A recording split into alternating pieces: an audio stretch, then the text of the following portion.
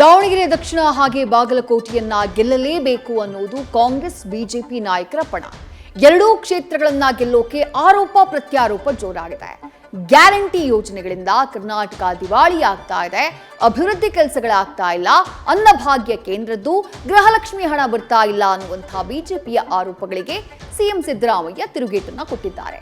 ನಾವು ಕರ್ನಾಟಕವನ್ನ ಸಾಲದ ಕೂಪಕ್ಕೆ ತಳ್ಳಿಲ್ಲ ಅನ್ನೋದನ್ನ ಲೆಕ್ಕಾಚಾರ ಸಮೇತ ಬಿಚ್ಚಿಟ್ಟಿದ್ದಾರೆ.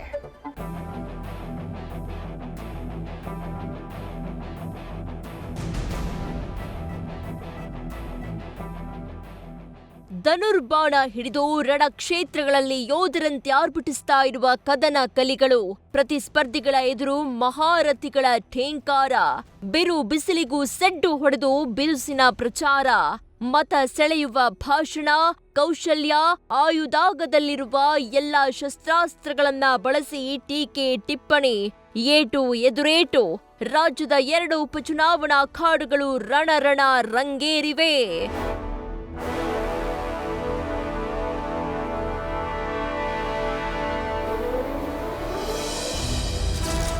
ಆಪ್ತ ಮೇಟಿ ಪುತ್ರನ ಗೆಲುವಿಗಾಗಿ ಸಿಎಂ ಸಿದ್ದರಾಮಯ್ಯ ಪಣ. ಟೆಂಪಲ್ ರನ್, ಪ್ರಚಾರ ಸಭೆ, ಮತಕೋಟೆಯಲ್ಲಿ ರಣತಂತ್ರ.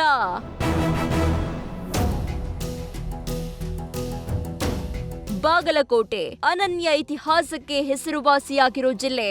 ಸದ್ಯ ಮೇಟಿ ಕುಟುಂಬದ ಭದ್ರಕೋಟೆ ಬಾಗಲಕೋಟೆ ಉಪಚುನಾವಣೆಗೆ ಅಖಾಡವಾಗಿದೆ. 5 ಬಾರಿ ಶಾಸಕರಾಗಿ ಸಚಿವರಾಗಿದ್ದ ದಿವಂಗತ HY ಮೇಟಿ ಉತ್ತರಾಧಿಕಾರಿಯಾಗಿ ಪುತ್ರ ಉಮೇಶ್ ಮೇಟಿ ಕಣದಲ್ಲಿದ್ದಾರೆ. ಹೇಳಿ ಕೇಳಿ HY ಮೇಟಿ ಸಿಎಂ ಸಿದ್ದರಾಮಯ್ಯಗೆ ಅತ್ಯಾಪ್ತ. ಹೀಗಾಗಿ ಆಪ್ತನ ಪುತ್ರನ ಗೆಲುವು ಪ್ರತಿಷ್ಠೆಯಾಗಿದ್ದು ಗೆಲುವಿಗಾಗಿ ಪಣ ತೊಟ್ಟಿದ್ದಾರೆ. ಹೀಗಾಗಿ ಬಾಗಲಕೋಟೆಯ ರಣರಣ ಬಿಸಿಲಿಗೆ ಒಗ್ಗಿಕೊಂಡ ಸಿದ್ದು ಪಡೆ ಟೊಂಕ ಕಟ್ಟಿ ನಿಂತಿದೆ.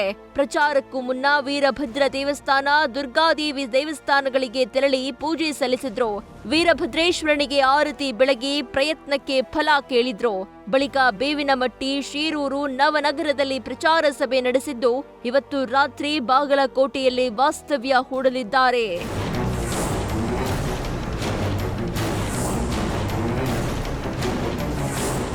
ಬೇವಿನಮಟ್ಟಿ ಗ್ರಾಮದಲ್ಲಿ ಪ್ರಚಾರ ಸಭೆಯ ವೇದಿಕೆಗೆ ಆಗಮಿಸಿದ ಸಿಎಂ ಸಿದ್ದರಾಮಯ್ಯಗೆ ಮಹಿಳೆಯರು ಆರತಿ ಎತ್ತಿ ಸ್ವಾಗತಿಸಿದ್ರು. ಸಿಎಂಗೆ ಸಚಿವರಾದ RB ತಿಮ್ಮಾಪುರ, ಸಂತೋಷ್ ಲಾಡ್, HK ಪಾಟೀಲ್ ಸೇರಿದಂತೆ ಹಲವರು ಸಾಥ್ ನೀಡಿದ್ರು. ಪ್ರಚಾರ ಸಭೆಯಲ್ಲಿ ಮಾತನಾಡಿದ ಸಿಎಂ ಸಿದ್ದರಾಮಯ್ಯ ಗ್ಯಾರಂಟಿಗಳ ಯೋಜನೆಗಳನ್ನ ಪುನರುಚ್ಚರಿಸಿದ್ರು. ಬಿಜೆಪಿಯವರು ಚುನಾವಣೆಗಾಗಿ ಸುಳ್ಳು ಪ್ರಚಾರ ಮಾಡ್ತಿದ್ದಾರೆ, ನಾವು ಕರ್ನಾಟಕವನ್ನ ಸಾಲಗಾರನಾಗಿ ಮಾಡಿಲ್ಲ ಅನ್ನೋದನ್ನ ಲೆಕ್ಕದ ಸಮೇತ ಬಿಚ್ಚಿಟ್ರು. ಬಿಜೆಪಿಯವರು ಈ ಚುನಾವಣೆಯಲ್ಲಿ ಸುಳ್ಳು ಅಪಪ್ರಚಾರವನ್ನ ಮಾಡ್ತಾ ಇದ್ದಾರೆ. ಅವರು ಅಧಿಕಾರದಲ್ಲಿದ್ದಾಗ ಏನು ಮಾಡಲಿಲ್ಲ. ಈಗ ನಮ್ಮ ಮೇಲೆ ಸುಳ್ಳನ್ನ ಹೇಳ್ಕೊಂಡು ಅಪಪ್ರಚಾರ ಮಾಡಿ, ಅನಗತ್ಯ ಟೀಕೆಗಳನ್ನು ಮಾಡಿ ಜನರ ದಾರಿ ತಪ್ಪಿಸ್ತಕ್ಕಂಥ ಕೆಲಸವನ್ನ ಮಾಡ್ತಾ ಇದ್ದಾರೆ. 27 ಮಾರ್ಚ್ಗೆ 8,24,000 ಕೋಟಿ 24,000 ಕೋಟಿ ಅದು GDPಯ 25% ಒಳಗಡೆ ಇದೆ. ಎಲ್ಲಿ ಕರ್ನಾಟಕ ರಾಜ್ಯವನ್ನ ಸಾಲಗಾರರಾಗಿ ಮಾಡಿದೀವಿ ಅಂತಕ್ಕಂಥ ಹೇಳ್ತಕ್ಕಂಥದ್ದು ಹಸಿ ಸುಳ್ಳು.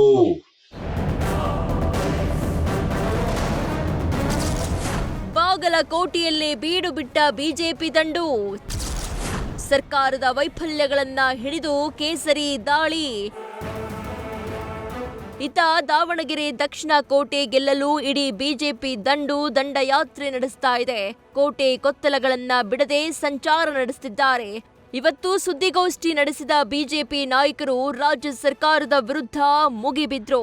ಸಿದ್ದರಾಮಯ್ಯ ಅಲ್ಲ, ಸುಳ್ಳು ರಾಮಯ್ಯ ಎಂಬ ಬಿರುದು ಕೊಡಬೇಕು ಅಂತ ವಿಪಕ್ಷ ನಾಯಕ ಆರ್ ಅಶೋಕ್ ಸಿಎಂ ಸಿದ್ದರಾಮಯ್ಯ ಹೇಳಿಕೆಗೆ ತಿರುಗೇಟು ನೀಡಿದ್ದಾರೆ. ಅನ್ನ ಭಾಗ್ಯ ಕೊಡ್ತಿದ್ದೇವೆ ಅಂತ ಸುಳ್ಳಿನ ಪುಂಗಿ ಊತ್ತಿದ್ದಾರೆ.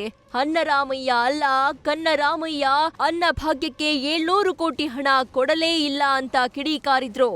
ಅನ್ನರಾಮಯ್ಯ ಅಂತ ಹೇಳೋಕೆ ನಿಮ್ಗೆ ಯಾವ ಅಧಿಕಾರ ಇದೆ? ನೀನು ಅನ್ನರಾಮಯ್ಯ ಅಲ್ಲ ಕನ್ನರಾಮಯ್ಯ. ಯಾಕಂದ್ರೆ ಕೇಂದ್ರ ಸರ್ಕಾರ ಕೊಡುವಂಥ ಅಕ್ಕಿಗೆ ನೀನು ಕನ್ನ ಹಾಕಿ ಕನ್ನರಾಮಯ್ಯ ಆಗೋಗಿದ್ಯಾ ನೀನು.